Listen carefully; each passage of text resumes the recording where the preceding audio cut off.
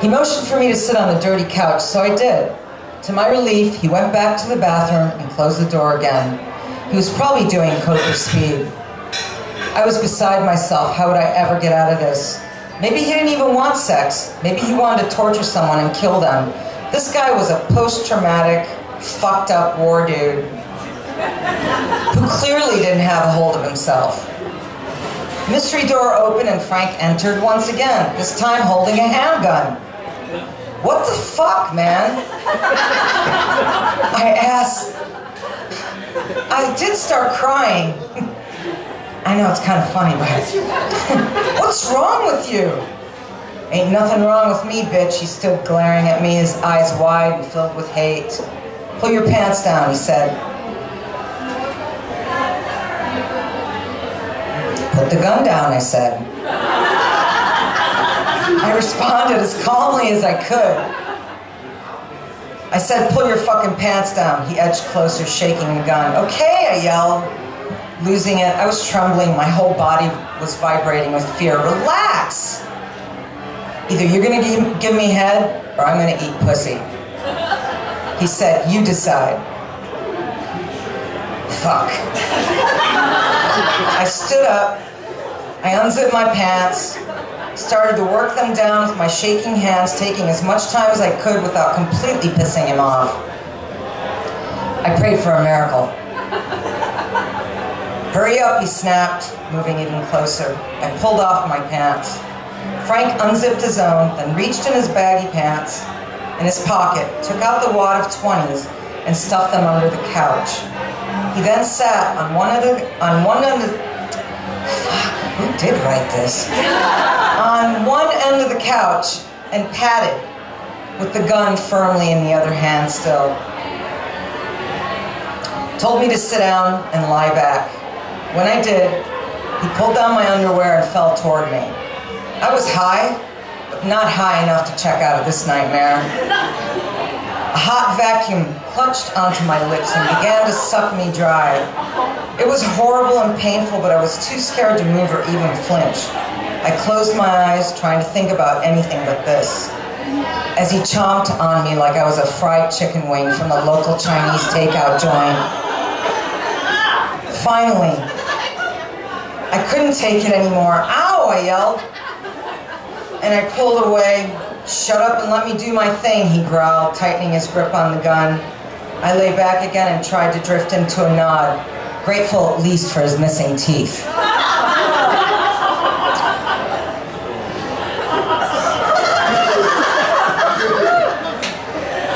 After a moment, I felt the coolness of the metal of the gun slide down my leg as he finally lifted his mouth from me.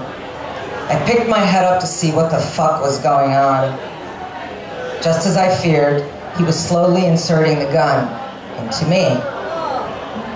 As sick as it sounds, trust me, I know how sick this sounds. The cold metal of the gun felt way better than his mouth. I'm not joking. Now, where was I?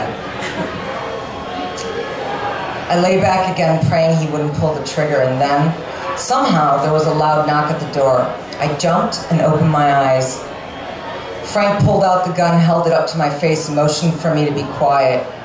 Frank? A man's voice came from the outside gate. The knocking got louder. Frank, you in there? Frank quickly stood up, holding the gun behind his back and looking at the door nervously, like a kid just caught by a parent. He then walked over to the metal door, unlocked it, and opened it. A huge, much younger black dude stood on the other side.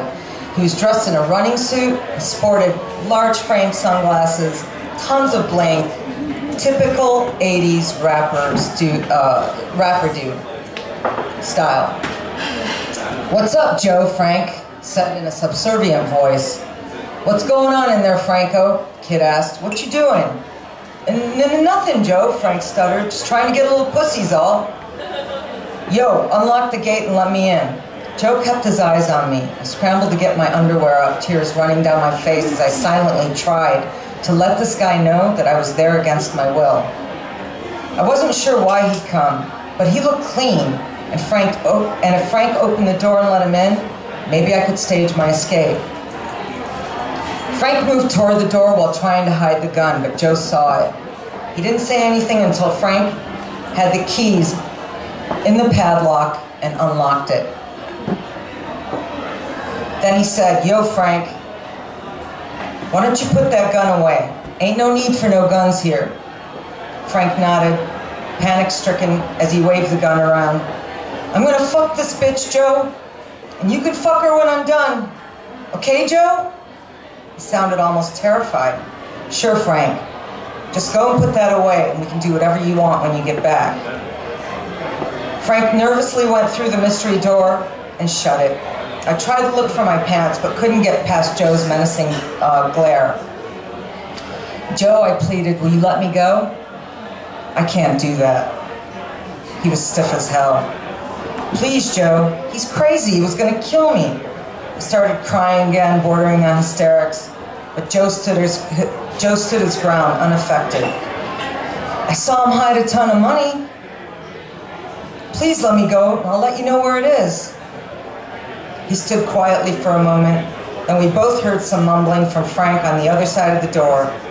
I had no idea what the hell Frank was doing, but I was grateful for the reprieve. "Where's the money?" Joe said to me finally. I reached under the couch and pulled out the wad of 20s. What happened next was like a dance, in slow motion, perfectly choreographed. The timing and the steps were so brilliant that only a synchronized universal miracle could have made it happen. I reached out my hand to Joe with the money in it. He reached for the money and stepped aside, leaving a small opening. I stepped out into the beautiful sunlight. "Thank you," I whispered, and then I was gone, leaping across 2nd Avenue, dodging traffic, wearing only my bra, t-shirt, and tidy whities. No shoes, no socks or pants, just the hard, cool pavement hitting my bare feet as they scrambled for freedom. I bolted through the neighborhood, car horns blaring at me, to a home that didn't exist anymore. Gary and Kim were waiting for me at our building, pacing in front of the loaded truck. When they saw me, the horrified look on their faces took me back to the absurdity of my circumstance. "What the fuck?" Gary said, catching me in full stride as I almost flew past them. He wrapped his arms around me, trying to cover me up. "Baby, what happened? Are you okay?" Kim had run up too and was staring at me with absolute shock and concern. "I got $200, I said. Gary said, "Get her some pants." Thank you. Do you know that song?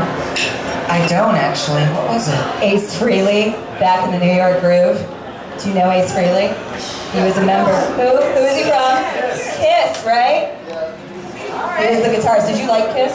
Loved Kiss. Me too. Strutter. Love Gun. So that is a harrowing story. Yeah. How old were you when that was happening? I was 28. Wow. I mean, I think a lot of us have asked ourselves, how did we ever survive our 20s? But it's, I think, most poignant to you is the question, how did you survive your 20s? 20s, 30s. Didn't stop there, you know? Which is presumably what the book's about. Yes. So it comes out in April. It comes out April 4th.